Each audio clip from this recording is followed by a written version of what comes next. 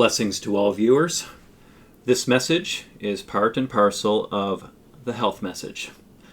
In this message, there is going to be thorough examination of the original diet given to us by God Himself, as well as the documentary from 2011, Forks Over Knives. And before giving this message, I would like to reverently pray. Most gracious and loving Heavenly Father, as your helpless human agent, I cannot give this message on my own. I am praying for your wisdom and your patience, your meekness and humility in giving this message.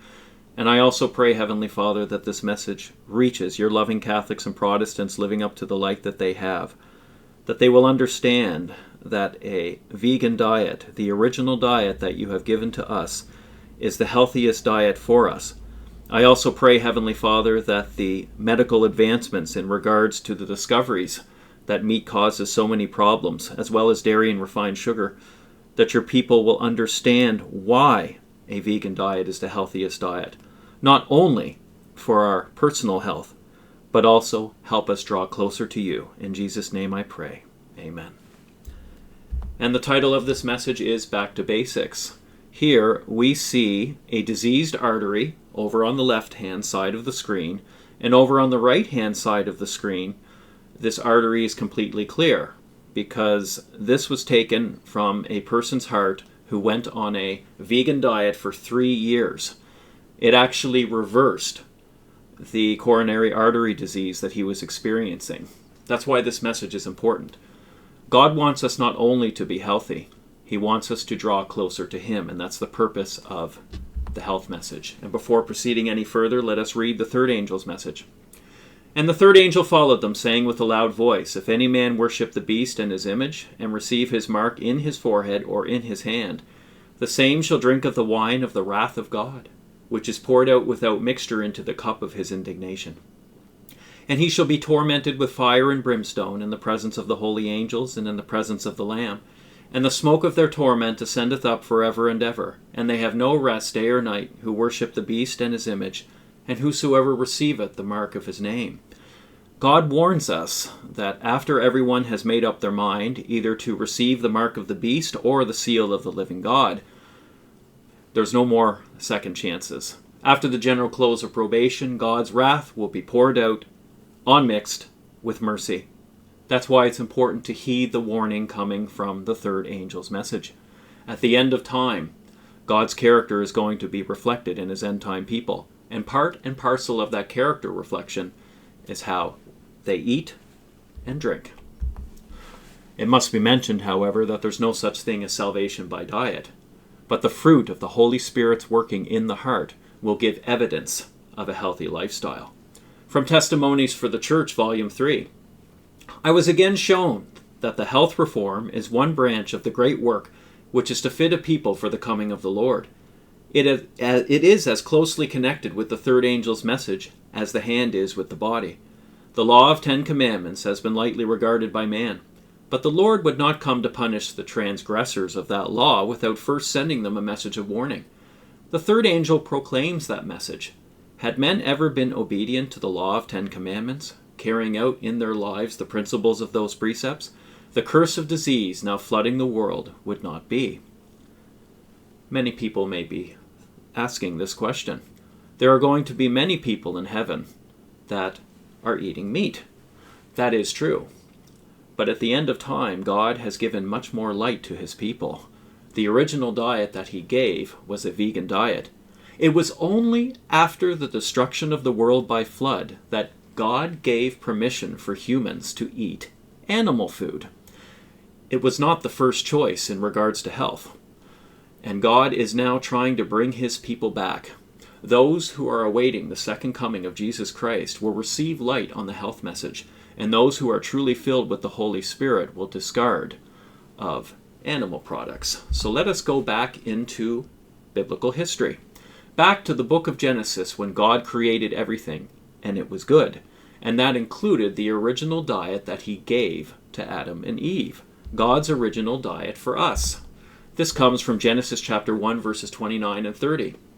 And God said, Behold, I have given you every herb bearing seed, which is upon the face of all the earth, and every tree, in the which is the fruit of a tree yielding seed. To you it shall be for meat.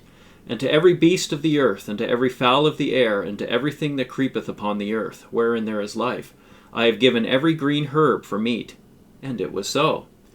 God tells us plainly that there was no animal eating when he created the earth.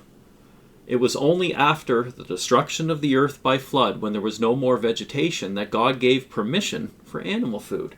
But that doesn't mean God was giving a thumbs up to meat eating. It means he allowed it. It was the result of sin that God allowed us to eat animal food. It is not the healthiest diet.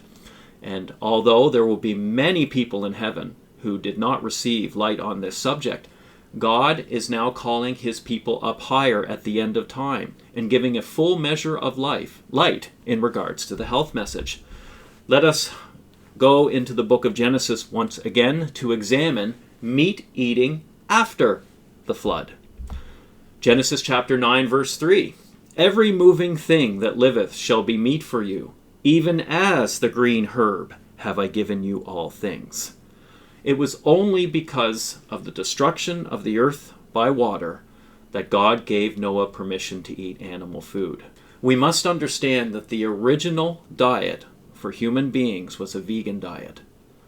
And it is now that God wants to give you light in regards to this subject. God is going to demonstrate beyond the shadow of a doubt what he can do in a human being at the end of time. The contrast between the character of Satan and the character of Jesus Christ will be fully manifest. And parcel of that manifestation is God's people putting away animal food and coming back into harmony with the original plan. There will be no animal eating in heaven. God wants to make a final demonstration before the second coming of Jesus Christ of what he can do within fallen humanity, and that includes the health message. The ministry of healing. The diet appointed to man in the beginning did not include animal food. Not till after the flood, when every green thing on the earth had been destroyed, did man receive permission to eat flesh. In choosing man's food in Eden, the Lord showed what was the best diet. In the choice made for Israel, he taught the same lesson. He brought the Israelites out of Egypt and undertook their training, that they might be a people for his own possession. Through them he desired to bless and teach the world. He provided them with the food best adapted for this purpose, not flesh, but manna, the bread of heaven. It was only because of their discontent and their murmuring for the flesh pots of Egypt that animal food was granted them, and this only for a short time. Its use brought disease and death to thousands. Yet the restriction to a non-flesh diet was never heartily accepted. It continued to be the cause of discontent and murmuring, open or secret, and it was not made permanent. All throughout the Old Testament, there are many situations where God was trying to bring his people back to the original diet. For instance, when the Israelites were wandering for 40 years, he fed them manna. When Daniel, in the court of Babylon, was granted a diet of water and vegetables, not a fast as many people believe, he was allowed to continue eating that food. And also John the Baptist, who heralded the first coming of Jesus Christ, ate locusts and wild honey. God is trying to bring his people back to the original state they were right before the second coming of Jesus Christ, to make a final demonstration to prove that his grace is in fact enough to enable someone to overcome all sin and to fully reflect his glory. Now, this can only be done through the grace of God, of course, but he's looking for people. He's looking for those who are willing to submit and receive the light that he wants to give them in regards to the health message. Now it's time for the 2011 documentary, Forks Over Knives. This is a beautiful documentary. It highlights advancements in medical science in regards to a vegan diet, proving through medical science, beyond the shadow of a doubt, that a vegan diet not only prevents chronic disease, it reverses it.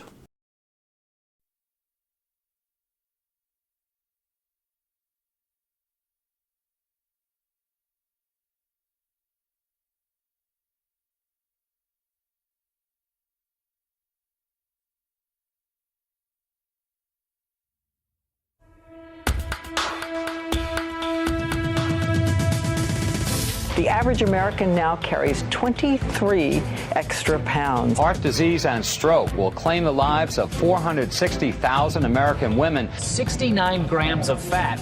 You could actually save 12 grams of the fat and half the calories if you simply ate an entire stick of butter. We're talking about diabetes and hypertension and bone diseases, osteoporosis. Prostate cancer is now the most common cancer in American men.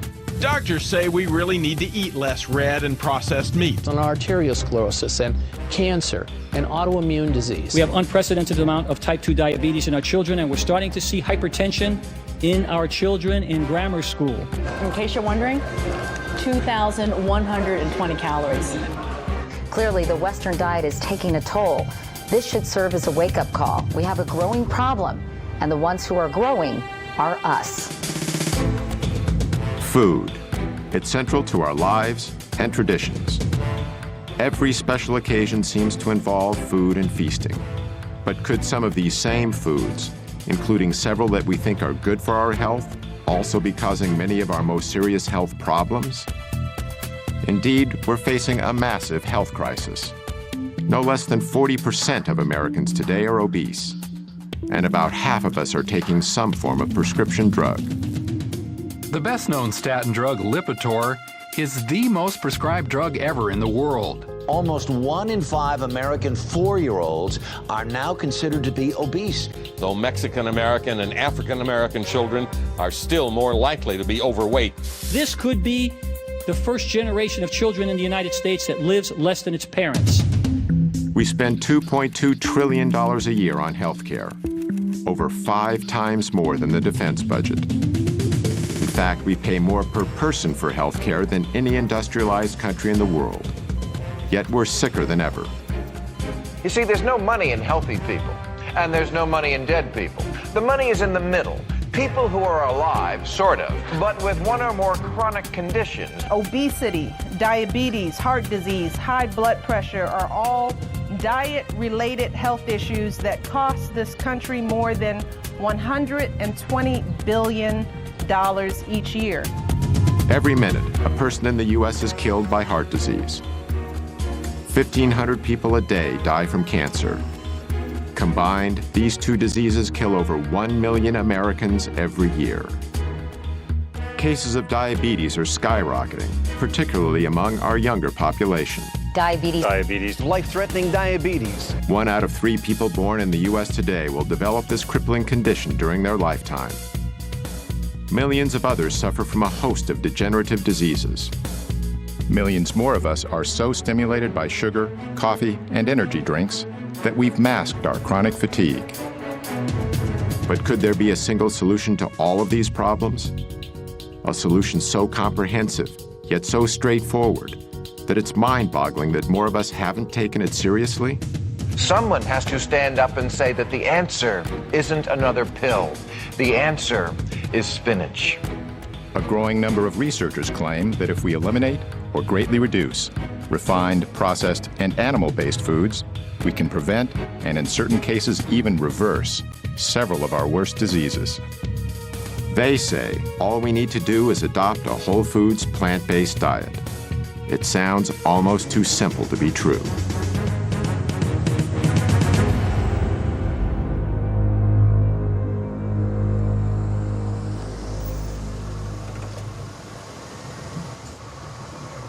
You might not expect someone like me to explore the connection between diet and disease. On my way over, I drank these 2 Red Bulls.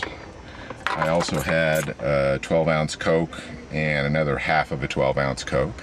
I haven't always lived the healthiest lifestyle, and I've eaten more than my share of fast food. But as part of my effort to learn more about the link between food and health, I visited 2 physicians in Los Angeles, Dr. Matt Lederman and Dr. Alona Pulday. Hi. How you doing? Lee, nice to meet you. Nice to meet you too. Is Dr. Pulday? Dr. Pulday, pleasure to meet you too. Both are MDs. Dr. Lederman was trained in internal medicine and Dr. Pulday in family practice. They incorporate a whole plant foods nutrition plan into the treatment of their patients. So let's get started on that, and then we'll do some talking. 142.82. I found out a lot more than I expected. Like a lot of Americans, I thought my health was pretty good. I had no major diseases that I knew of. But I hadn't had a thorough checkup in a while, so I decided to get one. When Dr. Letterman gave me the results, it was a real wake-up call. I gotta say, I'm kind of shocked. I'm really worried about my blood work numbers. 240 and 241 for my cholesterol is way higher than it's ever been. I got this 6 number. That, to me, is the most worrying number I got. The 6 number was the result of something called a CRP test, which measures the inflammation in my heart and blood vessels. This put me in the high-risk category for a heart attack. So I committed to a 12-week nutrition program under Dr. Letterman's supervision. The plan was to treat my health problems by eating a whole foods, plant-based diet.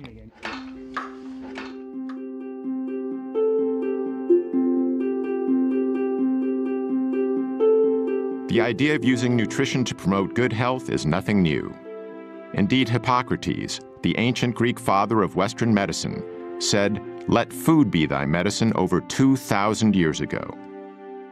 Yet it wasn't until more recently that the science behind this observation was systematically probed and applied. 2 researchers who've made groundbreaking contributions to this effort are Dr. Colin Campbell and Dr. Caldwell Esselstyn. Born just a few months apart in 1933 and 34, they each grew up on farms. Campbell's childhood farm is in rural Virginia, where his family raised dairy cattle and milked cows. My dad and mother moved here in 1943 when I was 9 years old. And during that time, we had a dairy of about somewhere between 20 and 30 cows, which in those days was a modest, medium-sized dairy. At the time, milk was believed to be nature's perfect food. So perfect, in fact, that this U.S. government film from the early 20th century recommended that infants who have just been weaned from their mother's milk should be switched immediately to cow's milk. That was the excitement of doing something, producing nature's perfect food, if you will. Established in 1675, the Esselstyn's farm is in upstate New York. On these rolling hillsides, they grazed both beef and dairy cattle. This was sort of like the nerve center of the operation in a way? More or less, absolutely. This is sort of the epicenter around these barns. This is the way farming was done in that area. And so this is sort of where you learned the craft of the trade of farming. How old were you when you moved here again? 7. I didn't start driving the tractor till I was 8 years old. A late bloomer, right? Exactly. But I enjoyed it, and I really got a great kick out of doing the farm work. Although they didn't know each other yet, farm life had a deep and lasting influence on both Campbell and Esselstyn.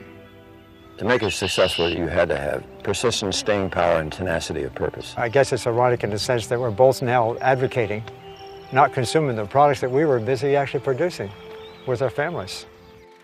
During Campbell and Esselstyn's lifetimes, the American diet has changed dramatically.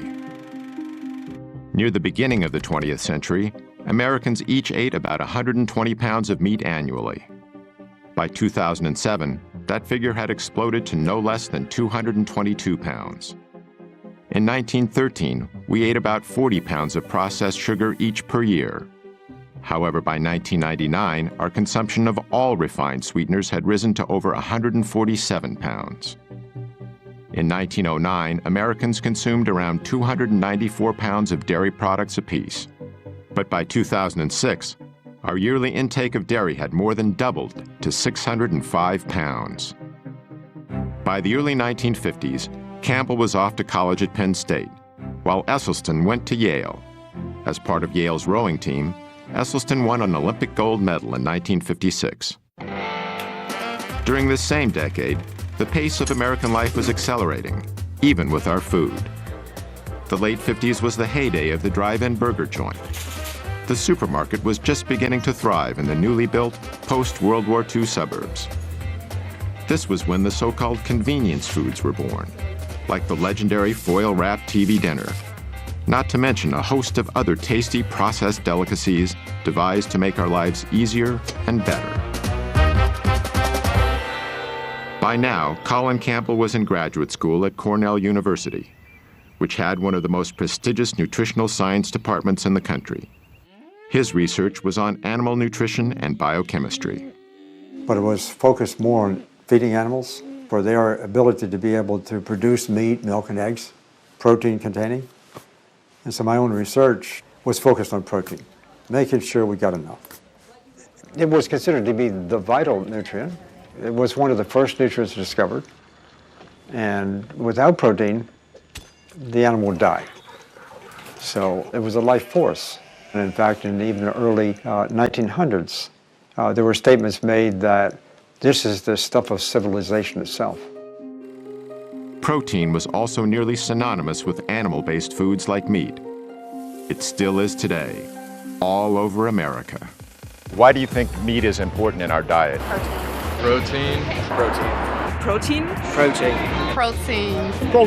Protein. A lot of protein. We need protein, don't we? We can't live without protein. The idea that plants had protein also didn't come into play until maybe the late 1800s, early 1900s, and then it struggled through the years. No matter what source the protein came from, in the late 1950s, most scientists believed the world needed a lot more of it. We had a lot of starving and malnourished children in the world. And so in my community, in the nutrition community, there were discussions about why so, what could be done. And one of the prominent thoughts was to make sure they get enough protein. I certainly went along with this view. At about the same time, Dr. Caldwell Esselstyn was just beginning his medical career at the world-famous Cleveland Clinic in Cleveland, Ohio. Surgery soon became his specialty. There's something awfully satisfying about if you can remove the disease. For instance, if a patient had gallstones, you could remove them. If it was a gastric ulcer or a stomach ulcer, you'd directly take care of that. If it's a hernia, the same thing. During the 1960s, heart disease was on the rise in the U.S. What doctors commonly call coronary artery disease is usually caused by a condition of the arteries that supply the heart with blood. What happens is that over time, a fatty substance in the bloodstream called cholesterol builds up in the coronary arteries, restricting the blood flow to the heart. This can ultimately cause several problems, from severe chest pain called angina to heart attacks. Cholesterol is a natural substance produced by all animals, including humans, and it's an essential component of our cells' walls. But when we consume dietary cholesterol, which is only found in animal foods like meat, eggs, and dairy products, it tends to stay in the bloodstream. This so-called plaque is what collects on the inside of our blood vessels and is the major cause of coronary artery disease. In the late 1960s, a colleague of Dr. Esselstyn's at the Cleveland Clinic made a major breakthrough in the treatment of this condition. In fact, Esselstyn shared space with him in the clinic's surgical locker room. His name was Dr. Rene Favillaro. Rene really sparkled in the operating room, and in 1967 he did his first bypass graft at the clinic, coronary artery bypass graft. This revolutionary new procedure was accomplished by removing a vein from the patient's leg, then stitching it on the heart's blocked coronary artery to allow the blood to flow around or bypass the blockage. Today, over 500,000 Americans go under the knife annually for heart bypass surgery, costing around $100,000 apiece. These operations alone constitute a staggering total of nearly $50 billion.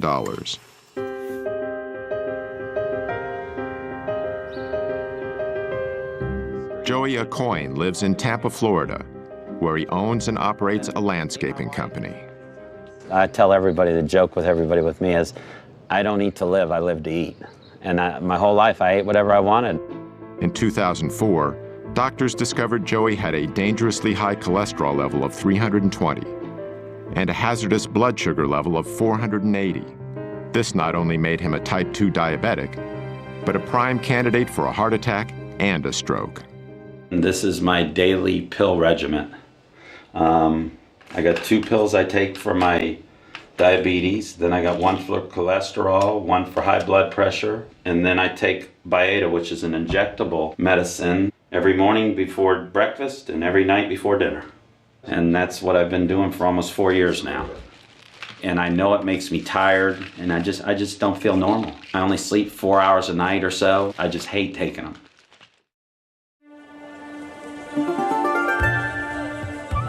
In the mid-1960s, Dr. Campbell was in the Philippines, trying to get more protein to millions of malnourished children. To keep costs down, he and his colleagues decided not to use animal-based protein. The program was beginning to show success. But then Dr. Campbell stumbled onto a piece of information that was extremely important. It centered on the more affluent families in the Philippines, who were eating relatively high amounts of animal-based foods. But at the same time, they were the ones most likely to have the children who were susceptible to getting liver cancer. This was very unusual, since liver cancers are mainly found in adults. But just the mere fact that they occurred in children said, there's something here. This is pretty significant. Shortly afterward, Dr. Campbell came across a scientific paper published in a little-known Indian medical journal. It detailed work that had been done on a population of experimental rats that were first exposed to a carcinogen called aflatoxin, then fed a diet of casein, the main protein found in milk. They were testing the effect of protein on the development of liver cancer. They used two different levels of protein. They used 20% of total calories, and then they used a much lower level, 5%. 20% turned on cancer, 5% turned it off. This Indian paper, together with what Dr. Campbell had learned about increased liver cancers in children eating animal-based foods, combined to create a decisive moment in his work and his life. Because we learned that animal protein was really good in turning on cancer. During the same time, the way Americans ate was changing, again. The number of fast food franchises was exploding as more and more overscheduled Americans began using them as a convenient way to feed themselves and their families. While the fast food revolution was sweeping the nation, the rate of cancer deaths in America was continuing to rise. As a result, in 1971, President Richard Nixon initiated a program that was dubbed the War on Cancer. We are here today for the purpose of signing the Cancer Act of 1971.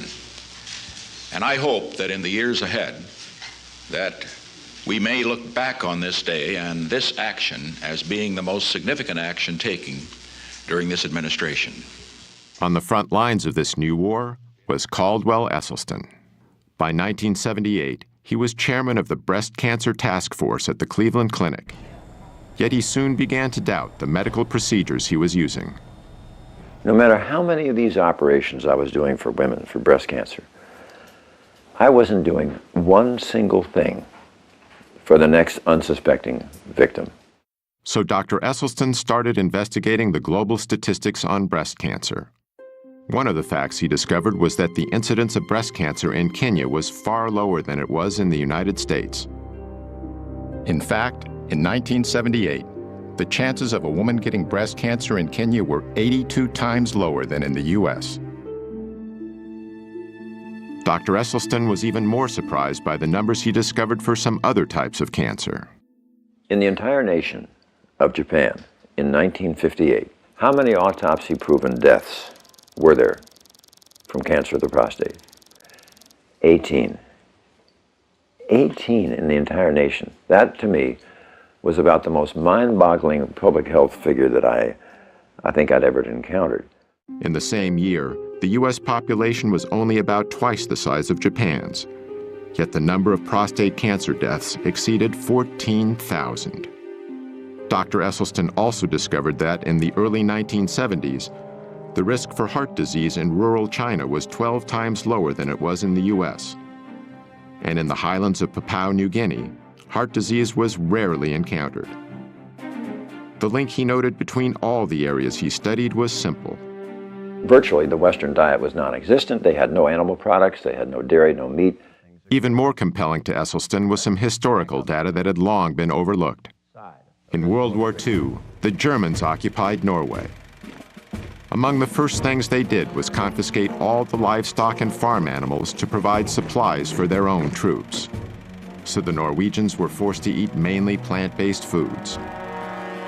Now we look at the deaths in Norway, just antecedent to this period, from heart attack and stroke. 19 27. 1930, 35. Look right up here, right at the very top, 1939. Bingo! In come the Germans. Immediately, 1940, wow, 41, 42, 43, 44, 45. Have we ever seen a population have their cardiovascular disease plummet like this from statins, from bypass surgery, or from stents? No. But look what immediately happened. With the cessation of hostilities in 1945, back comes the meat, back comes the dairy, back comes the strokes and heart attacks. I mean, it's such an absolute powerful lesson. But we didn't get it. Because of evidence like this, Dr. Esselstyn was making the same assessment that Dr. Campbell was due to his work in the Philippines, seeing a causal link between animal-based foods and some of our most deadly diseases. But they weren't the only researchers coming to this conclusion. Another was Dr. John McDougall. In the mid-1970s, he began practicing on a sugar plantation in Hawaii. What I observed there was the health of the people differed dramatically depending upon how long they'd been in Hawaii. People who were raised in Japan, the Philippines, Korea, China, first generation, who had moved from their native land, were always trim. Never had heart disease, prostate cancer, colon cancer, breast cancer, rheumatoid arthritis, multiple sclerosis. Never overweight. They were in their 80s and 90s and fully functional. Their kids got a little fatter, a little sicker. Their grandkids and the next generation were just as fat and sick as anybody I'd ever seen. And what came through clearly was the diet was the difference. The first generation had learned a diet of rice and vegetables in their native land. But the kids, they started to give up the rice and replace it with the animal foods, the dairy products, the meats. And the results were obvious. They got fat and sick. So I knew at that point what caused most diseases. At the time, however, Campbell and Esselstyn knew virtually nothing about this other information. Even so, they ultimately reached a revolutionary conclusion: that many of our most crippling conditions could be greatly reduced, if not completely eradicated, simply by eating what they call a whole foods, plant-based diet. This means consuming foods that come mainly from whole, minimally refined plants, such as fruits, vegetables, grains, and legumes. It also means avoiding animal-based foods such as meat, dairy, and eggs, as well as processed foods like bleached flour, refined sugars, and oil. Campbell and Esselstyn's research in this field would change their lives forever.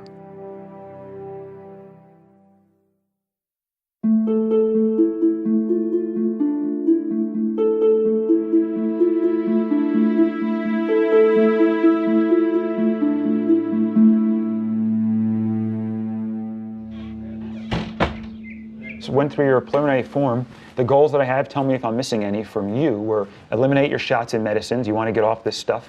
You want to sleep well at night. You're not doing that. You want to stop feeling tired and run down. You want to lose weight. That's it. You got it. Those are your goals. The other complaints, you had low energy, ringing in the ears, sinus problems, postnasal drip, shortness of breath, wheezing, coughs, indigestion and reflux, loose stool, diarrhea, bloating, black and bloody mucousy stool with meat consumption, and difficulty walking, getting around, trouble losing weight, chronic and unpleasant hunger feelings, groggy after meals, strong food cravings, and anxiety about food in general. All of that stuff. Sounds like I'm dead. So I don't mean to, harp on the bad stuff, but, that will all, most of that should get better. My goals I'm adding in. Which goals do you add? I want you to reverse all your medical diseases, the ones that we can reverse, and most of yours we could. I told you all the risk and benefit. Based on what I told you, I would stop all these meds. I would stop these on top of all these risks. That's what I'm going to try. You're going to get my best effort, I can tell you that. Yeah, you'll do good. Okay. You'll do well. By 1975, Dr. Campbell was at Cornell University, investigating what he'd discovered in the Philippines. Our work from the beginning was designed, in a sense, to do two main things. One, I wanted to replicate, if possible, the Indian work because it was so provocative. Secondly, if this is really true, I wanted to study how does it work. Just like the Indian researchers, Campbell fed half the rats in his study a diet of 20% casein, the main protein in dairy products. The other half was fed only 5% casein. Over the 12 weeks of the study, the rats eating the higher protein diet had a greatly enhanced level of early liver cancer tumor growth. On the other hand, all of the rats eating only 5% protein had no evidence of cancer whatsoever. But Dr. Campbell decided to take these findings a step further. This time, instead of keeping his test rats on the same diet throughout the study, he kept them in one group and switched their diets back and forth, between 5 and 20% dairy protein, doing so at 3-week intervals. The results were astonishing. Whenever the rats were fed 20% protein, early liver tumor growth exploded. But when the same rats were given 5% protein, tumor growth actually went down. I mean, this was so provocative, this information. We could turn on and turn off cancer growth just by adjusting the level of intake of that protein. Going from 5% to 20% is within the range of American experience. The typical studies on chemical carcinogens causing cancer are testing chemicals at levels maybe 3 or 4 orders of magnitude higher than we experience. Even more surprisingly, Dr. Campbell discovered that a 20% diet of plant proteins from soybeans and wheat did not promote cancer. However, there's a long-standing belief among the public that animal protein is important for human health.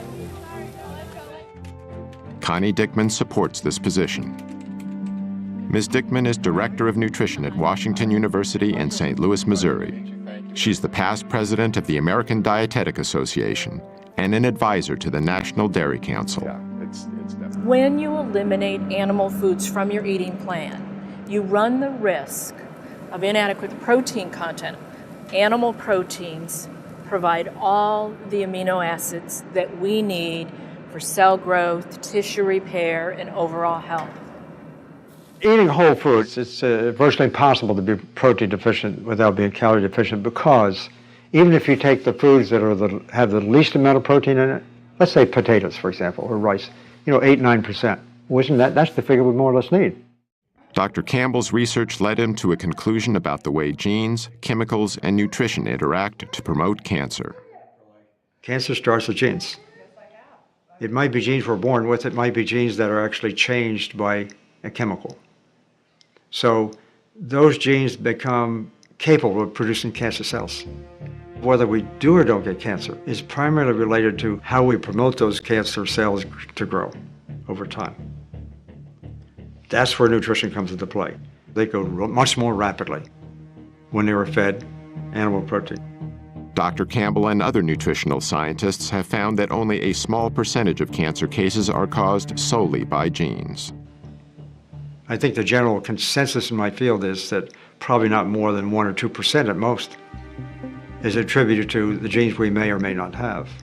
And that's the most helpful and hopeful information I give people, because if you go through life thinking that what happens to you from a health perspective is based on your genes, you're a helpless victim. My diet was pretty abominable. I thought the two principal food groups were caffeine and sugar. Dr. Pam Popper is executive director of the Wellness Forum in Columbus, Ohio, and an expert in the areas of health and nutrition. And you want? The women in my family are all overweight. I'm not. I don't eat and live like they do. So I've changed my health destiny by not engaging in the same habits. Over the next several years, Dr. Campbell initiated more extensive lab studies using various animal and plant nutrients. The results were consistent. Nutrients from animal foods promoted cancer growth, while nutrients from plant foods decreased cancer growth. Yet Campbell hadn't identified a specific biological mechanism that caused the effects he observed. And it finally occurred to me that there was no such thing as the mechanism. What we were looking at was a symphony of mechanisms. We think that nutrition is attributed to individual nutrients, and that's the way it gets marketed, and that's the way the companies tell us, so forth. When in fact, nutrition, all of it working together to create this symphony, the hundreds of thousands of different kinds of chemicals in food, all kind of working together nicely. I mean, the complexity is total. That's a holistic concept. And I had to say to myself, that's a very exciting idea. Dr. Campbell realized that his discoveries in the laboratory were significant but limited. How are these findings relevant in people? How do different types of foods affect cancer and other diseases? Campbell needed a large-scale population study. He would soon find a perfect opportunity.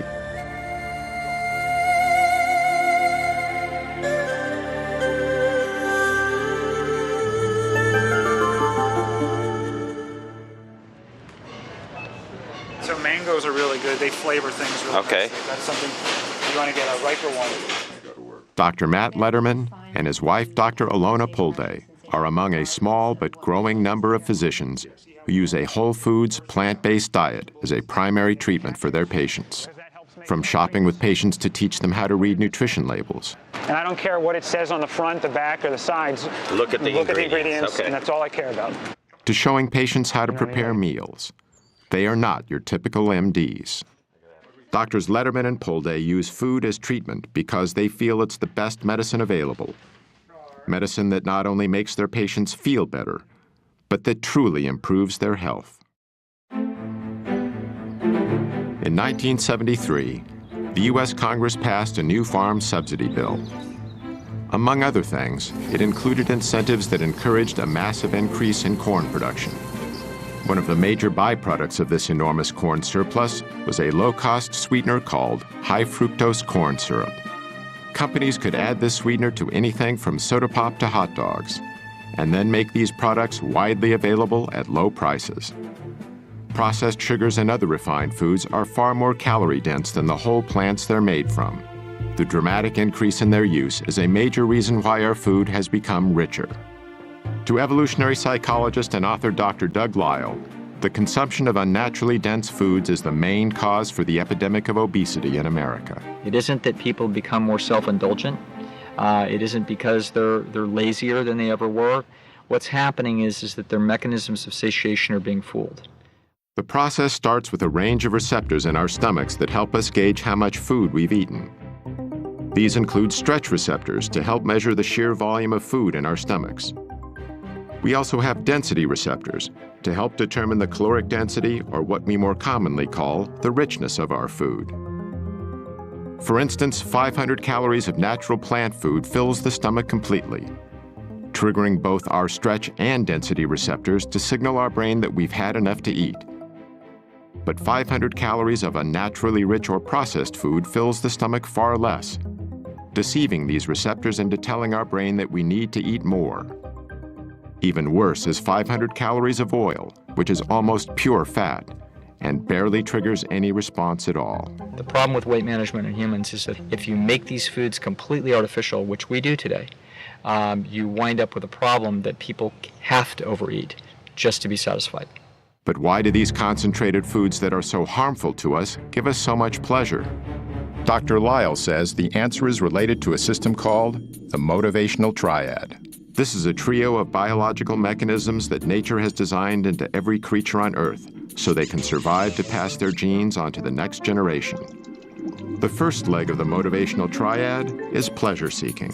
And primarily two things are the cause of that, and those two things are food and sex.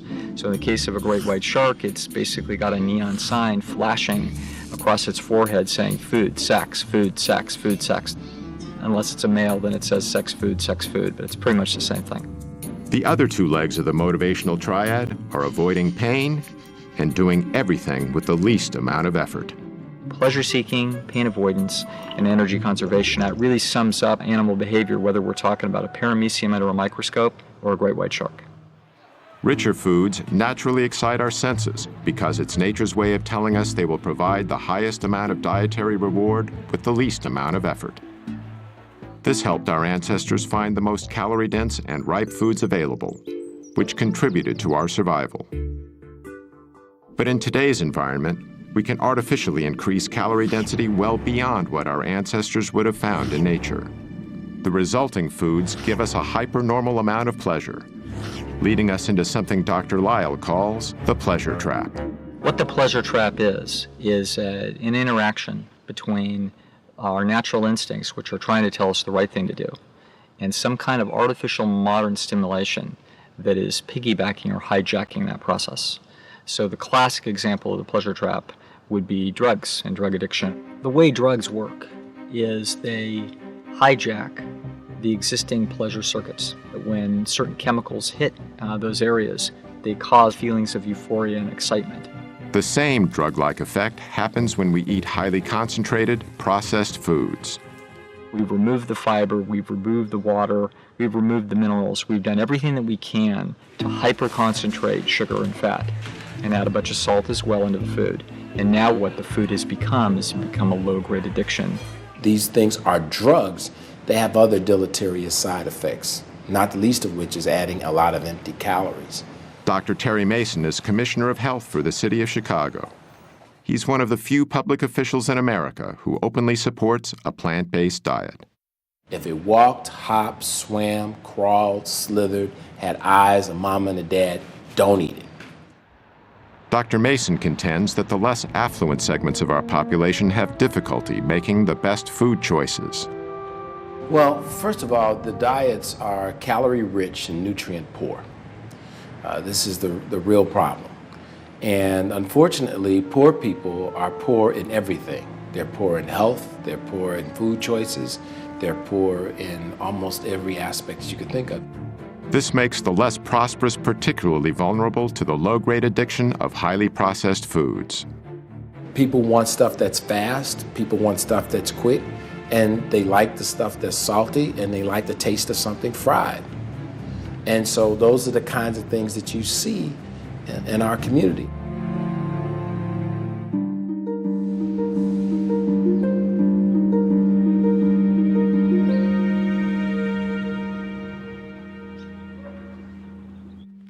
Sandera Nation lives in a quiet suburb in Cleveland, Ohio, with her 5 children.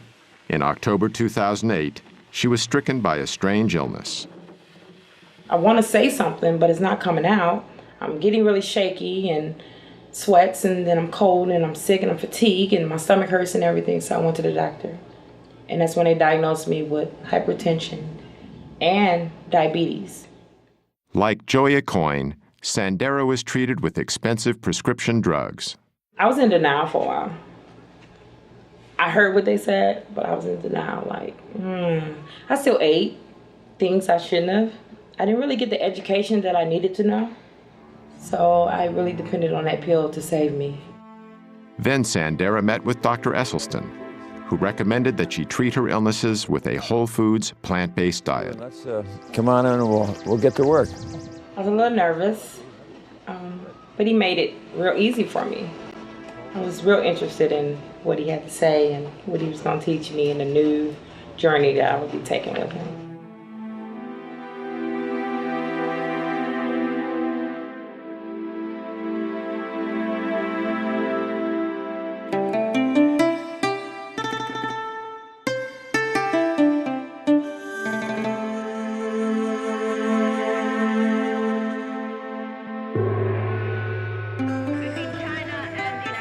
In 1974, Chinese Premier Zhou Enlai was hospitalized with bladder cancer. Knowing that his disease was terminal, he decided to give his country a more complete understanding of cancer. So he initiated what would become one of the largest and most thorough scientific studies in history. 650,000 researchers cataloged the mortality patterns caused by several types of cancer for the years between 1973 and 1975. The study encompassed every county in China and over 880 million people. Zhou died in 1976, years before his study was complete. Okay, and you'll need how many shirts then? Probably 3? Yeah. Okay. Zhou Enlai's cancer study would ultimately have a major impact on what Dr. Campbell himself has called the capstone of his research.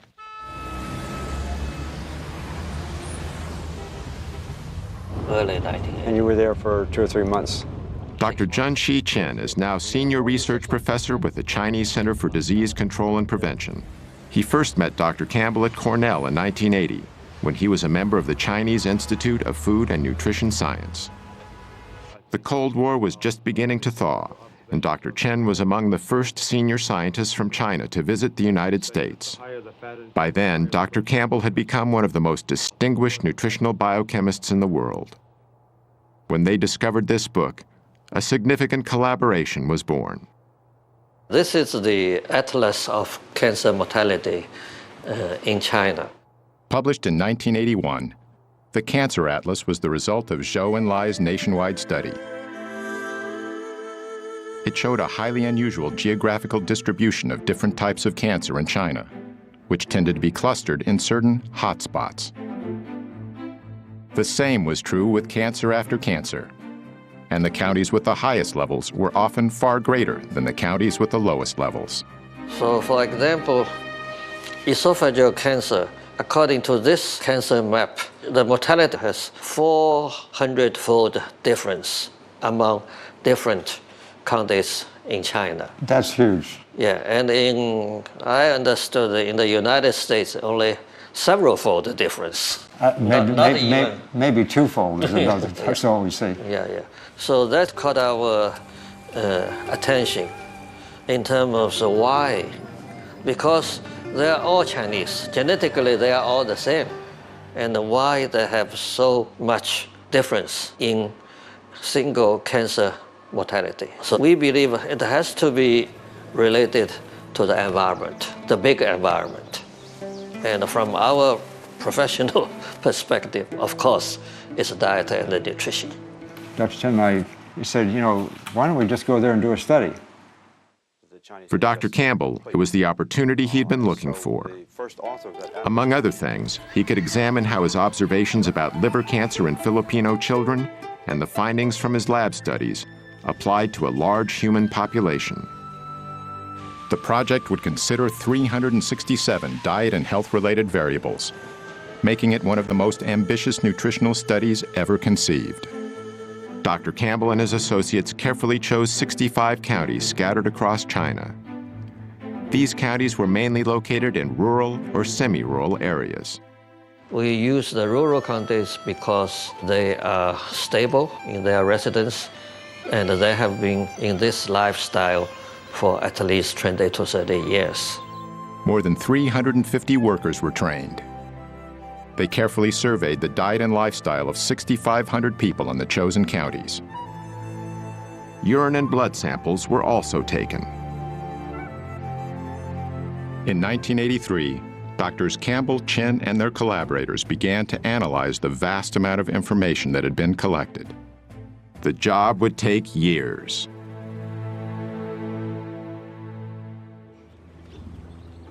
After 8 weeks eating plant-based foods, Joy Coyne was still off all his medications. When I started this, I had all these side effects from medication and from my being so unhealthy, but now I'm getting in better shape every day. I feel more healthy. I very seldom get tired during the day. I just feel so good all the time. This is a scale that I weigh myself on, and it started about 8 weeks ago, way up here around 218, 220, and now it's bouncing between 180 and 185. None of my belts fit. This one here, I actually had to have 2 new holes punched in because I like the belt so much. Nothing fits. I got to go shopping. It's just everything, all my clothes. A good problem to have. It's been fun for him because I think he's learned, in addition to the fact that he's seeing such great results, that he loves it. I don't think he'll go back to this old ways. He feels too good, and he likes, even if he started to go off a little bit, he feels too good, his energy's too good, he looks younger. And the fact that he would have to go back on all the meds, if he did, I think that that's a huge motivation for him to maintain the lifestyle.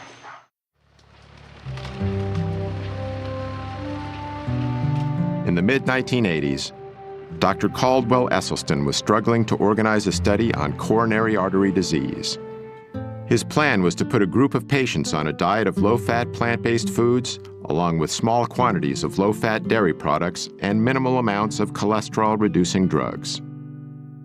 And slowly, over the next 18 months, I got the 24 patients that I had asked for. But the ones they sent me were a little bit sicker than I had thought. These were patients who had failed their first or second bypass operation. They had failed their first or second angioplasty. And there were 5 who were told by their expert cardiologist they would not live out the year. One of the most gravely ill patients was a 59-year-old speech and communications teacher, Evelyn Oswick. Ate all the chocolate candy I could eat, ate every donut I could put my hands on. Oh, I just love things like that. A lot of gravy. And then I have had 2 heart attacks before I met Dr. Esselstyn. When I had the second heart attack, the doctor said that I should prepare for death, really, is what he said. And I looked at him and I said, do you really mean that what you want me to do is buy a rocking chair and just sit there and rock away and wait? And he just looked at me and he said, yes, that's just exactly what I'm saying. Anthony Yen was born and raised in China. And we were eating typical Chinese cultural diet. Very small piece of meat, but they slice it, and so it was for flavor rather than American style. When you eat a large, great, big piece of meat, which you could easily feed the whole family in China. And we eat a lot of vegetable in China, and we have soup. But once I came to the United States, you find beginning to experience fast food, hamburgers and cheeseburgers, pizza, and I noticed my weight began to gain. When Mr. Yin was 56 years old, he suddenly experienced severe chest pains. At that time, I had an open heart surgery. I have 5 bypass, 5. But it was very interesting. About a week later, I felt my chest tighten up again. So myself and my wife went to see Dr. Esselstyn. I saw every one of these patients myself every 2 weeks for the first 5 years. And at that visit, we would get a full cholesterol lipid profile. We would get blood pressure, weight, and I would go over every morsel they ate. By using simple foods as the main treatment for his patients, Dr. Esselstyn was bucking a high-tech, high-cost system that was deeply entrenched in both big medicine and big government. Behind my back, I got to be known as Dr. Sprouts. But I've always liked a challenge. We preheat the oven, got the water going, we just add some seasonings, and then we add the onions and the spinach. I've never been a morning person my whole life, and but previous to this experience, it had probably been worse than ever, and that entailed needing to get up in the morning and caffeinate myself with Cokes and Red Bulls and stuff like that before I could even think or start to work. We didn't make the rice noodles, but you would just boil them real quick and then throw this on top. Right. He's actually eating more often, but he's eating the right foods, and he lost weight. So he certainly feels much better that way, and you can tell it in his face, in his neck, in his belly. He's lost a lot of weight there. He also has better energy. He's waking up earlier now. That's great, because we have then some morning time together. I don't have to carry anything. You're the doctor. 1990. Following nearly a decade of intense effort, Dr. Campbell and his colleagues finally published their China study. It identified no less than 94,000 correlations between diet and disease. Those are big numbers for any study. And in the end of the day, when we did all these correlations in this book here, and we looked at the number of them that were statistically significant, it was between about 8,000 to 9,000. When you have that large number of correlations and you start analyzing each one, if it works out as statistically significant, this means that if 19 out of 20 are pointing in the same direction, it's highly significant and likely to be true. Hundreds of detailed tables and charts were included in the study. Each one presented the raw data that was collected. Then, this information was cross-referenced in multiple ways to demonstrate its reliability and to show how it linked with the 367 variables the study examined. I think the major message we got out of all these correlation analysis is only one message. The plant food-based diet, mainly cereal grains, vegetables, and fruits, and very little animal food, is always associated with lower mortality of certain cancers, stroke, and coronary heart disease. The New York Times called it the most comprehensive large study ever undertaken of the relationship between diet and the risk of developing disease. For Dr. Campbell, he finally had large-scale data on people, and it was remarkably consistent with his earlier discoveries. Together, he found that the scientific evidence was clear. Whole plant-based foods were beneficial to human health, while animal-based foods were not.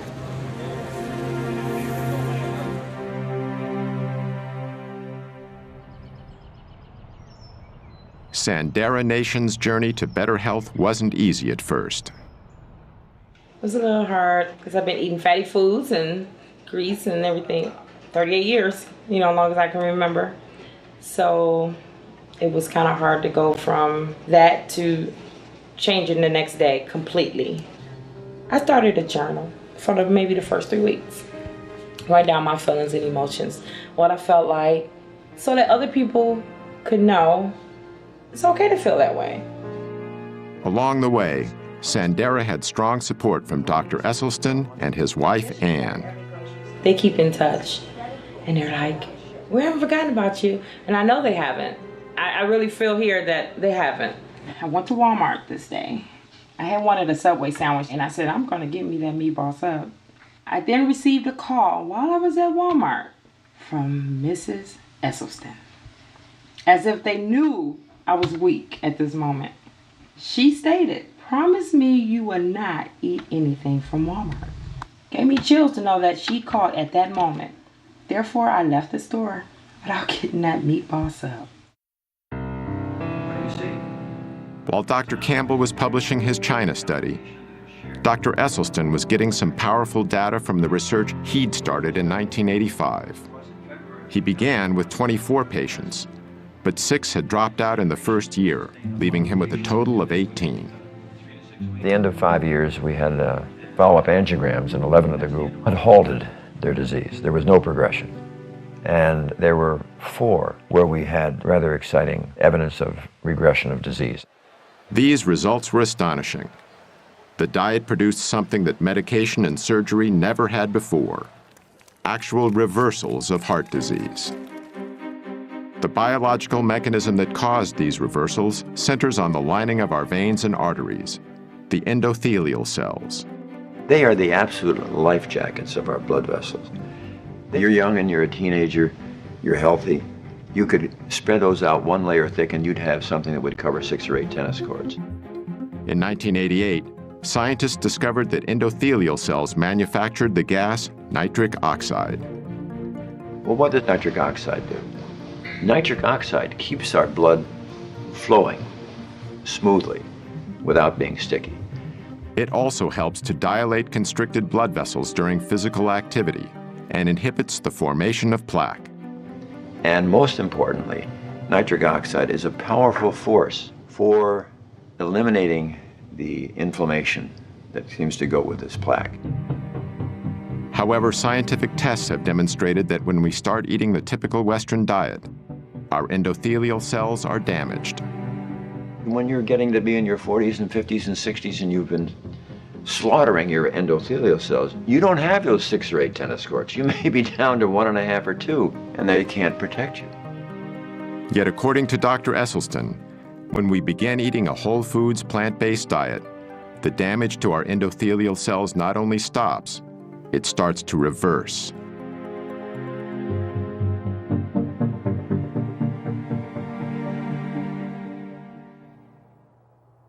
About 5 years into his study, Esselstyn made a small but significant change in his patient's menu. It started in 1990, when he read the glowing review of Dr. Campbell's China study in the New York Times. Dr. Esselstyn saw that and invited me to come to a conference he was organizing in Arizona.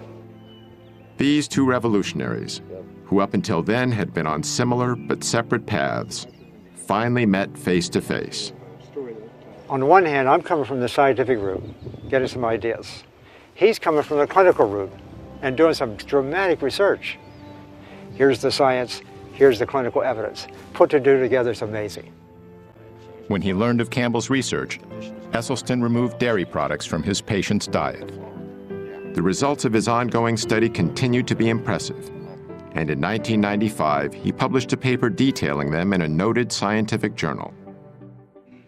Yet one of Esselstyn's most remarkable success stories involved a colleague of his at the Cleveland Clinic, Dr. Joseph Crowe. Actually, I was active, healthy, very busy, mid-40s, absolutely no risk factors at all for any heart problem. But Dr. Crowe, even with what was considered to be a healthy cholesterol level, was actually ravaged by heart disease. This angiogram, taken after his first nearly fatal heart attack in 1996, shows how badly damaged one of his coronary arteries was. This angiogram was done after less than 3 years of entirely dietary treatment.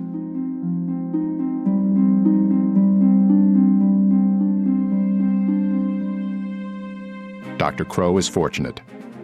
In 25% of cases, sudden death is the first and only sign of coronary artery disease. Of Dr. Esselstyn's original 18 patients, all survived the initial 12 years of the study. Today, 14 patients are still alive, over 2 decades after the study began. The thing about Essie, although he's always very pleasant, when you said, I'm going to be on this program and I'm going to stay with this diet, you stayed with the diet or there was the door. You had no choice. I mean, his smiles are wonderful, but he is very stern, you know. That's why I'm still living. But, you know, he's just a wonderful man. And I look at the pictures, some of my pictures years ago, 20 years ago, actually looks older than today. The only thing is I lost more hair, you know. Anthony and the other male patients also noted another change. When you're young, when you're a teenager, you see a female and so on, it gets kind of excited. And the first reaction physically, you know, it gets attention, you know, raise the flag, I call it. This happened to us. All the other Dr. Esselstyn's, I call them all the guinea pigs. The flag still rises.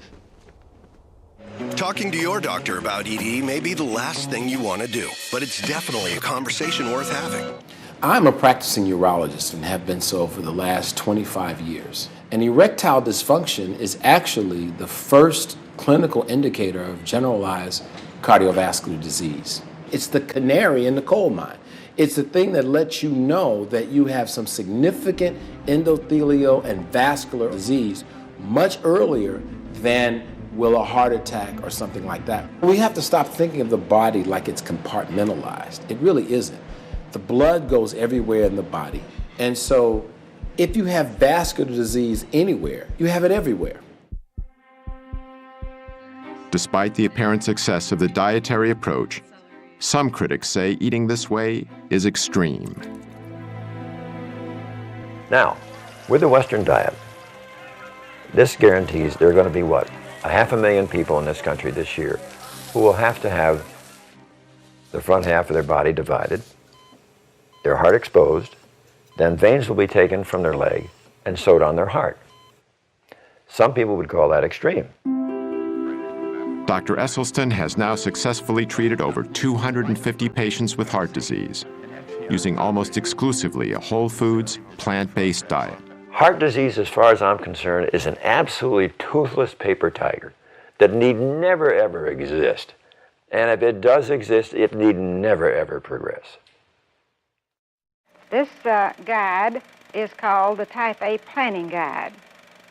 Now, it includes foods that are found in the basic 4 food groups because we are concerned about the total daily needs, and this is a part of it. We must serve 1/2 pint of fresh fluid milk to provide calcium, riboflavin, and the other nutrients that are needed for our children. For decades, the dairy industry and U.S. government have been saying that milk is good for our bones. While all whole foods contain calcium, an essential nutrient for bone health, it is argued that we need the higher amounts found in dairy. Children and aging women in particular have been singled out to drink more and more and more milk. What do you think the most important nutrient we get from dairy products is, like milk? Calcium. Calcium. Calcium? Calcium. Calcium. Calcium. Or calcium. Calcium. The science in terms of dairy's role in healthy bones is pretty strong. And in fact, the National Osteoporosis Foundation, of course, utilizes that science in their recommendations. Osteoporosis is a degenerative bone disease, which has been widely linked to a lack of calcium. If this is true, nations with a high intake of dairy products, which are a major source of calcium in a westernized diet, should have low levels of osteoporosis. But according to a study done by a distinguished Harvard researcher, nations with high levels of calcium intake tend to have high levels of hip fractures, which is a key indicator for osteoporosis. And so, in fact, the higher the dairy consumption, the higher the rate of osteoporosis. Exactly the opposite of what the dairy industry has been telling us for so long. One of the primary mechanisms for that is that animal protein tends to create an acid-like condition in the body called metabolic acidosis. To combat this condition, the body draws upon its most readily available acid buffer, namely calcium in our bones. As the calcium is extracted to neutralize the excess acid, our bones are weakened. In defending the health benefits of milk, many national health organizations now recommend that we consume low-fat dairy products.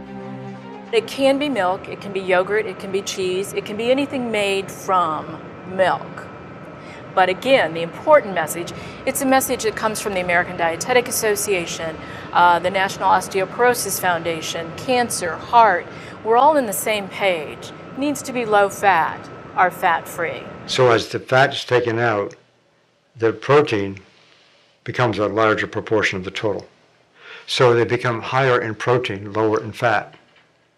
And when we compare these high protein, low fat milk products, for example, with prostate cancer, the relationship is as strong as it is for cigarette smoking and lung cancer.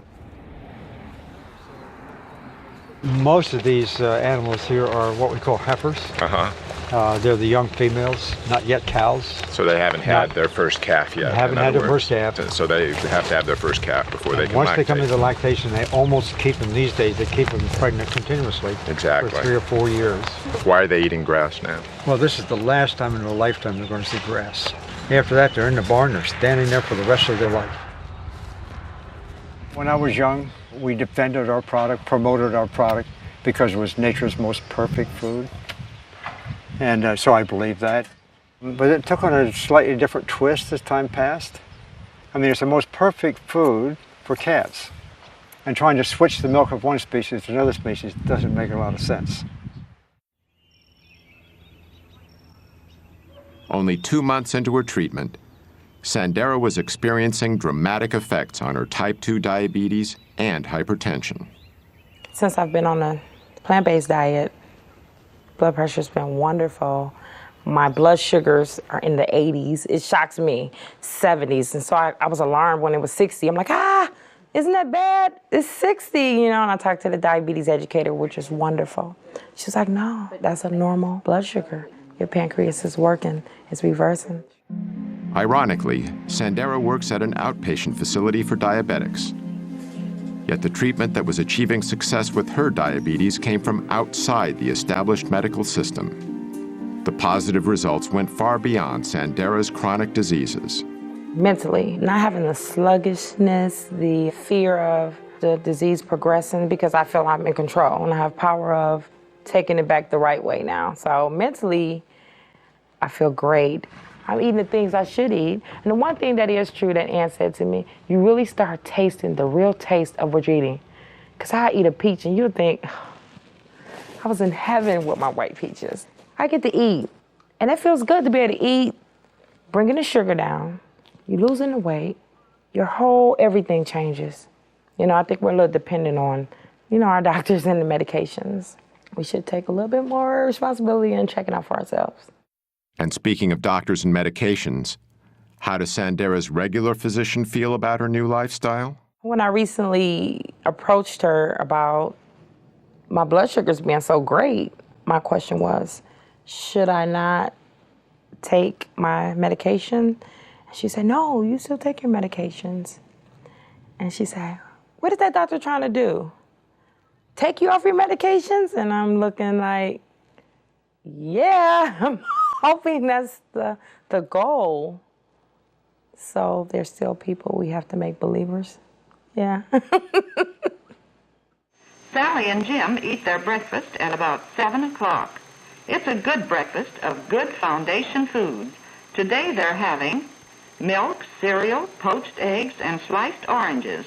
They are starting the day right. The key agency that sets nutritional guidelines for Americans is the United States Department of Agriculture. The USDA helps determine what foods are served to everyone from our soldiers in the field to our kids in their school cafeterias. These guidelines are also taught in our schools, influencing what our children will eat for the rest of their lives. Dr. David Klurfeld is a nutritional scientist and national program leader for human nutrition with the USDA's Agricultural Research Service. We've made dietary recommendations since the 1890s from USDA, and that was before we knew about vitamins and minerals. Subsequently, we've had different food groups, and we had the basic 4 and 5 and 7 and 12, and it varied as the science changed. Perhaps the best known of the food groups was the Basic Four, introduced in 1956 in a leaflet called Food for Fitness. The mainstay of nutrition education for over 30 years, the Basic Four defined what an entire generation of Americans believed was healthy to eat. The 4 food groups was replaced in 1992 by the Food Pyramid, then updated by My Pyramid. These guidelines recommend 3 servings of dairy products per day, and meat is still a primary source of protein. In following My Pyramid, a 15-year-old girl can eat a daily menu consisting of a bowl of Lucky Charms with low-fat milk and a glass of orange juice from concentrate for breakfast, cheese-flavored crackers for a morning snack, a cheeseburger on a whole grain bun with French fries and a Coke for lunch, chocolate pudding and grapes for an afternoon snack, and chicken nuggets with a biscuit and canned green beans for dinner, with low-fat ice cream for dessert. I see now what's happening with the way that we feed many of our children and our school systems. We shouldn't be surprised that we're seeing childhood obesity at the rates that we're seeing it. Dr. Neil Barnard is a medical researcher and president of the Physicians Committee for Responsible Medicine. Well, the problem is when a kid is pulling his tray down the school lunch line, you see federal policies in action. There are burgers topped with cheese, the milk is heavily subsidized, but the vegetables and fruits, a little bit harder to find. And this is because the government contracts are going to particularly the meat producers and other producers as well. It has nothing to do with the health of the children. It has all to do with the financial health of the big agribusiness entities. What we have with the USDA is it's really a farmers advocacy organization, and okay, let's have one. But that same group cannot advocate for farmers, help subsidize their operations, manage commodity foods, subsidize the price of growing things, and then turn around and say, okay, we're gonna tell people what to eat. They're gonna tell people what to eat based on their constituents, which are the farmers, not the American public. In 1998, Barnard's group sued the USDA. Every 5 years, the government reformulates the dietary guidelines for Americans. That's the blueprint of what Americans are supposed to eat to be healthy. And we looked at the panel that pulled it together, 11 people. 6 of the 11 had financial relationships with the food industry. So we said, hey, wait a minute. There are laws about what they're supposed to do and how transparent they are supposed to be. They violated those. And we brought them to court. And it was a long trial, but we won. But that doesn't change the fact that the policies they came up with continue to favor industry as they always have. I don't think there really is a problem with industry connections between scientists and the food industry, primarily because if the beef industry has a question about their products, shouldn't they go to the best scientists? And if the best scientists are consulting for the food industry, I still want the best scientists on these committees that make nutritional recommendations. Financial conflict of interest is only one conflict of interest. You know, there are people who've spent their entire careers trying to prove that a vegetarian diet is good for you or that red meat is bad for you. Now, they may not have industry ties, but they too have a conflict of interest. You know, we do develop biases personally. I had those biases too. But I got to a point in my career that I was getting results that went against what I had thought was true. So I had to self-reflect, criticize my own bias, look at it really carefully, and I changed my views. Dr. Campbell paid a price for changing his views. He's been marginalized by key administrators of his own university. This after being a lead scientist and securing millions of dollars in research grants for Cornell's Nutritional Sciences Division. He had a popular nutrition course canceled by the division director, who had long been a major consultant to the dairy industry. Numerous observers feel this was an arbitrary decision that violated the standards of academic freedom. Dr. Campbell has also witnessed serious corporate influence over research that is used to develop the government's nutrition policy. One example he cites centers on the prestigious National Academy of Sciences. The building behind me here is perhaps the single most important building in the area of science in the country. This is where scientists participate in deliberations about issues of the day and determine how that science can be used to affect policy. In the early days when I was involved, those panels were mostly funded by public money. But on the other hand, in more recent years, I have seen more and more corporate money coming in to support these activities, and more people being allowed on the committees, especially the chairs of the committee. And of course, they can pick the kind of people they want to pick in order to get a certain kind of conclusion. It's not the way it should be, and I'm sure that if the public were to know how powerful is this influence, they would be surely upset.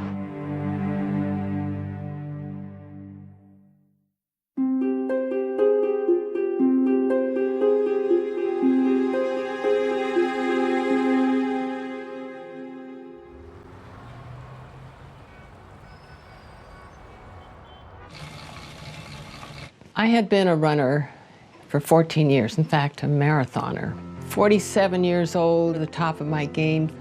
In 1982, Ruth Heydrich's running career came to a sudden stop when she was diagnosed with breast cancer.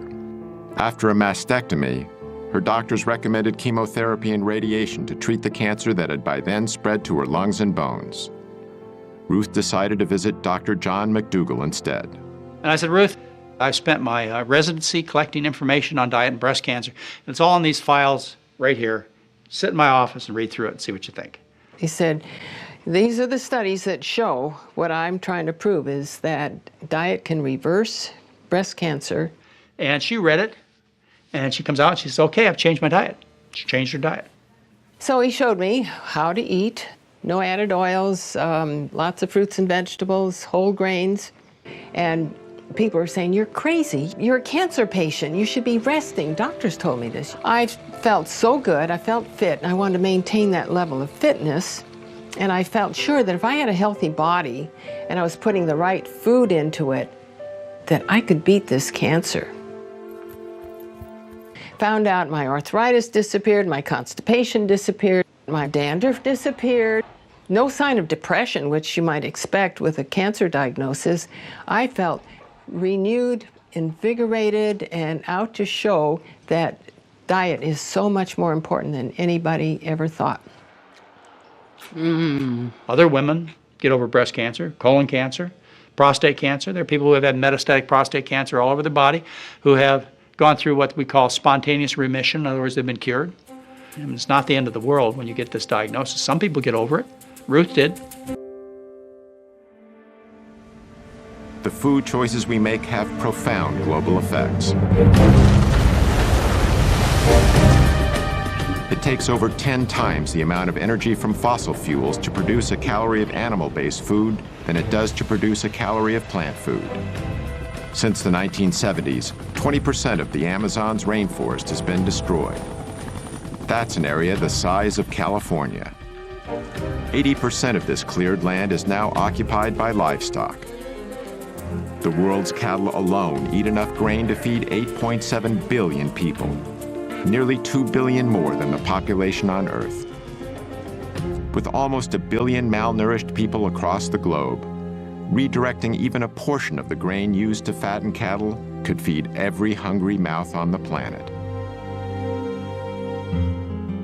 For Gene Bauer, factors like these, combined with a deep respect for animals, helped convince him to adopt a plant-based diet.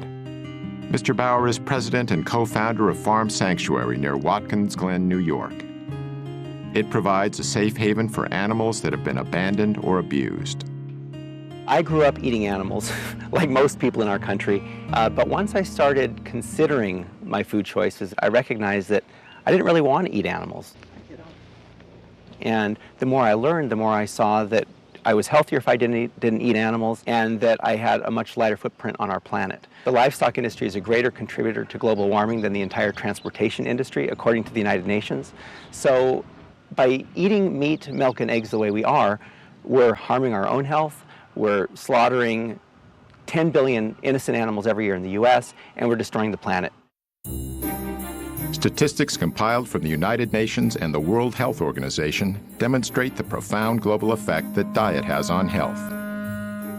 These are the estimated amounts of animal foods produced in 9 countries, a figure that's closely related to animal food consumption.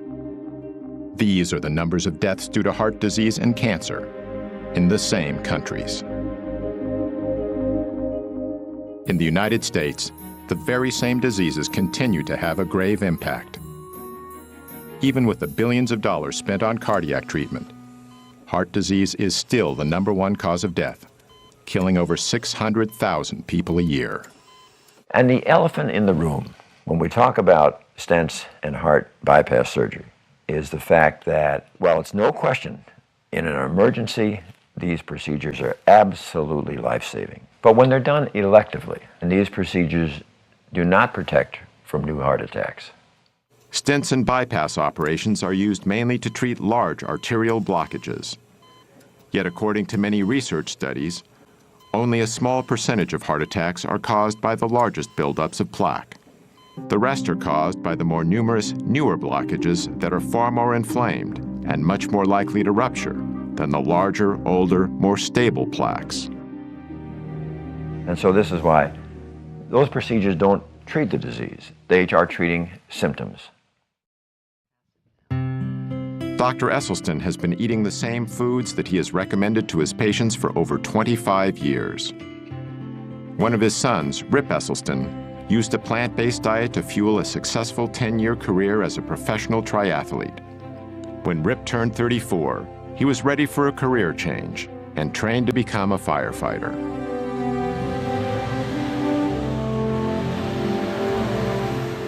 Rip was assigned to Engine Company Number 2 in Austin, Texas. We're incredibly competitive here at the fire station, and we love making bets. So we were out on the porch one night, and we kind of made this little bar bet to see who had the lowest cholesterol level. So the next morning, we drove to a lab, got tested, and the results came back, and it led to a discovery that J.R. James Ray, our resident redneck, had a cholesterol of 344. Pretty much means you're knocking at death's door. And so what we did in an act of solidarity is the next day we went about eating a plant-strong diet to basically save his life and save his arteries. The men agreed to change their firehouse diet. But in Texas, old eating habits die hard. Meat's almost a sport in Texas. I have several good friends that they're barbecue teams. That's what they do. That's their sport on the weekends. Texans are serious about Texas, barbecue. Kansas.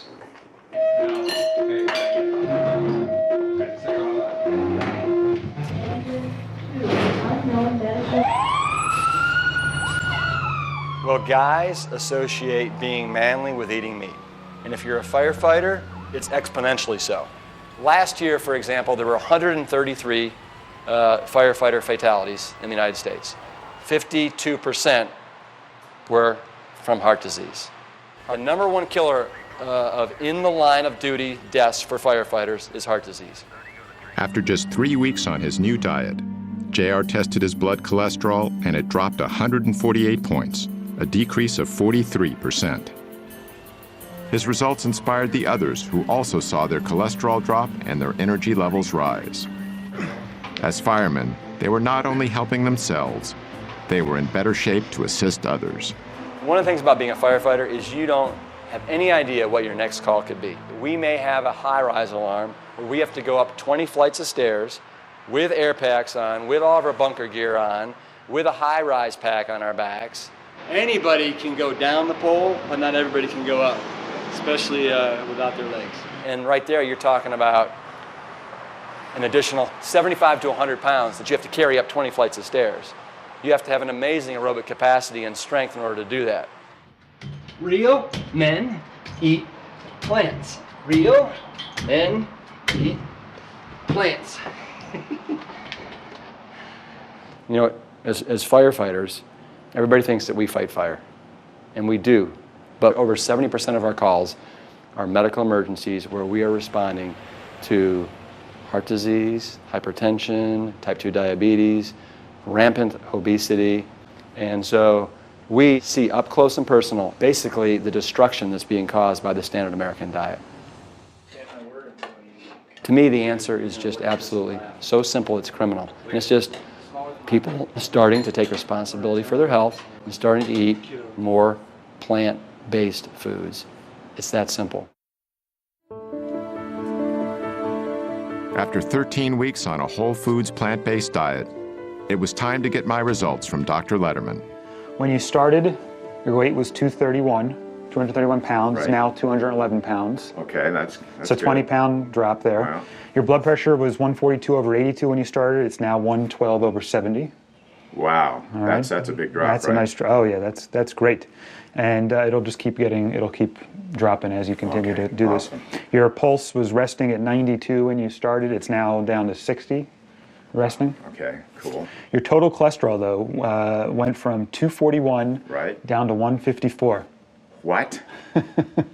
Yeah, that was pretty amazing. Got 241 down to 154. 154? 154, yeah. It's really, and your LDL, which is your bad cholesterol, I think this is the most impressive, went from 157 down to 80.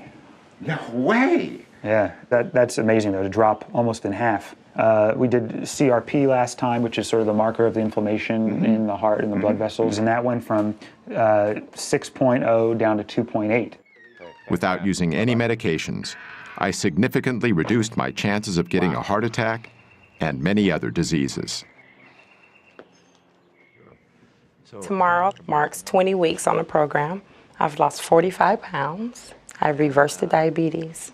You have to know that everybody is so incredibly proud of what you've done. I don't have to rely on the medication. I have a lot of energy that I didn't have before. My children love it. They're so proud of me, and they tell me all the time. I had a little saying that I've carried around for maybe the last 2 years, and it's win the war. Do not let one lost battle end the war. If you do break down and give in to temptation, do not quit. Just get right back on track. Not tomorrow, but right now. The diabetes is not coming back. I'm not going to let it come back, nor the weight. The message is you're in control of your life. Joey Aucoin had over 24 health problems, including type 2 diabetes. But after 22 weeks eating plant-based foods, his condition had changed dramatically. Hey, how you doing? Back again. And you're getting healthier. Your weight is down 28 pounds. You feel better than you have. 26 out of 27 complaints are gone completely. Your marker of inflammation in the vessels is down to that of a normal person. Your blood sugars are coming down. They continue to come down even on a daily basis, which are going to get better. Your cholesterol is significantly lower than it was when you first started, before you ever started taking any pills. Your blood pressure is normal now compared to how it was before. While on pills, it was still elevated. And you just said you've never felt like this before. You look at how you look in the pictures. You look healthier. So, like I told you before, I explained how the numbers can affect our judgment of what real health is. And it's not just the numbers, it's overall the entire picture. And your picture looks fantastic. I was taking 9 pills a day and 2 shots. So I was spending almost $150 to $200 a month on medication, above my insurance. Just think about that. I've been doing it 5 months. I've saved, $800 to $1,000 already because I haven't taken 1 pill, 1 shot. So think about what that saved me, not just me, the insurance company. The U.S. government will give you figures that 75% of the dollars spent in healthcare are due to chronic illnesses, and these are due to diet and lifestyle. Let's get rid of the problem, which is the sickness, which is caused by the food. Now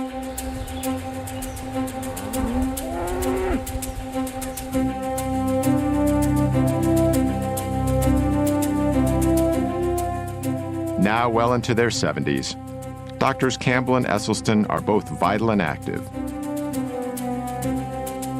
They also continue to spread their message. If you carefully look at our school children, already the arteries to their brain, the carotid artery, is getting some intimal medial thickening. Dr. Esselstyn lectures about his research all over the United States and abroad. His wife Ann frequently accompanies him to help counsel patients and to demonstrate the preparation of plant-based foods. Dr. Esselstyn is also director of the Cardiovascular Disease Prevention and Reversal Program at the Cleveland Clinic's Wellness Institute. Like Dr. Esselstyn, Dr. Campbell continues to lecture throughout America and beyond. Dr. Campbell, you believe that even if animal-based proteins, meat, dairy, etc., are free from contamination, you don't think people should eat them? No, I don't. I think the closer we get to a plant-based diet, I should say a whole foods plant-based diet, the healthier we're going to be for all of us. In China, where Dr. Campbell did his large study a generation ago, the population has experienced dramatic increases in the amount of meat, dairy, and processed foods the average person consumes. At the same time, the rates of degenerative diseases are skyrocketing. Many Chinese now share some of the same beliefs Americans have about nutrition. 吃肉，我觉得增加蛋白质啊，对人体其实有很多好处。早晨起来喝一杯牛奶，我认为好像还是比较好。 Dr. Campbell's message is resonating with growing numbers of concerned people around the world. Oh, thank you. Thanks to the efforts of both these pioneers and their colleagues, thousands of people are realizing that profound improvements in health and quality of life are within reach. You have two choices. You can eat yourself into poor health and early death, or you can eat yourself into good health and a long, healthy life. And that road is on a plant-centered dietary pattern.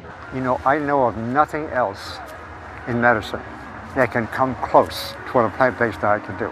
I can say this with a great deal of confidence, that our national authorities are simply excluding this concept of nutrition from the debate and the discussion in order to protect the status quo.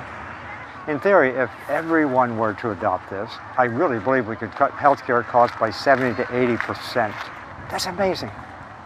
And it all comes from understanding nutrition, applying nutrition, and just watching the results.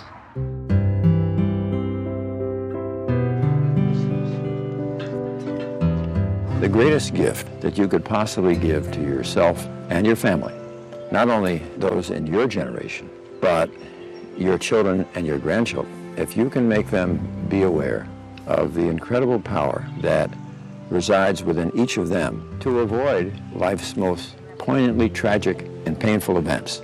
You just don't have to have those kinds of events. I believe with all my heart, if anyone listens to this, and they really should look at their refrigerator and look at their diet and give it a try. You lose weight and you'll be healthier. Nothing could lose if you just take a few weeks and try. You could see how easy it is. I'm not going to say it was difficult. Again, I made up my mind. This is what I'm going to do. I never felt like I wasn't getting what I wanted. So I didn't have ice cream. So I didn't have the donuts. So I ate something else.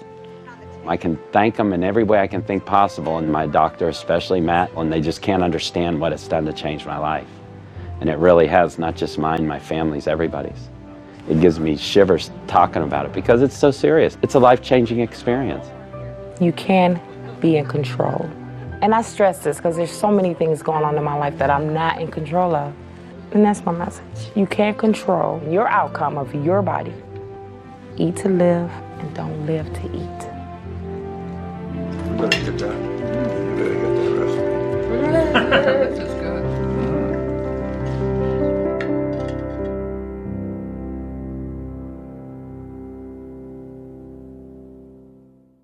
I pray that that documentary has been helpful.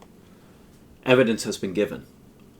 Do you remember towards the end of the documentary, the narrator actually had his cholesterol tested after a certain amount of time on a vegan diet, and it was pretty much cut in half? Just imagine what can happen to any one of us if we do this for years. From counsels on diet and foods. Among those who are waiting for the coming of the Lord, meat eating will eventually be done away. Flesh will cease to form a part of their diet. We should ever keep this end in view, and endeavor to work steadily toward it. I cannot think that in the practice of flesh eating we are in harmony with the light which God has been pleased to give us. All who are connected with our health institutions especially should be educating themselves to subsist on fruits, grains, and vegetables. If we move from principle in these things, if we as Christian reformers educate our own taste and bring our diet to God's plan, then we may exert an influence upon others in this matter, which will be pleasing to God. Remember that the health message is not only about being healthy physiologically. It's about our relationship to God. It's being brought back into communion with Him. When we're no longer consuming meat, dairy, and refined sugars, our mind is more susceptible to the impressions of the Holy Spirit, and it's easier for us to heed the commandments of God and to be in a continual relationship with Him. It is now time to close in prayer. Most gracious and loving Heavenly Father, I pray that this message has been an eye-opener for those who are watching. These messages are not to condemn anyone who is eating meat, dairy, or refined sugars. I myself was probably the biggest example of a walking heart attack before I became converted. I pray, Heavenly Father, that this information, that this message reach your loving Catholics and Protestants wherever they are all over the world, and they understand that medical science is confirming what was written over 100 years ago in regards to the dangers of meat, dairy, and refined sugars. In Jesus' name I pray. Amen. If you're viewing Heralds of the Loud Cry on YouTube or Rumble, we are now on the web. Check out our website where you'll find answers to frequently asked questions, have access to all our video messages, ad-free, find out about upcoming messages, as well as current events and our donations page. Please head over to www.heraldsoftheloudcry.com.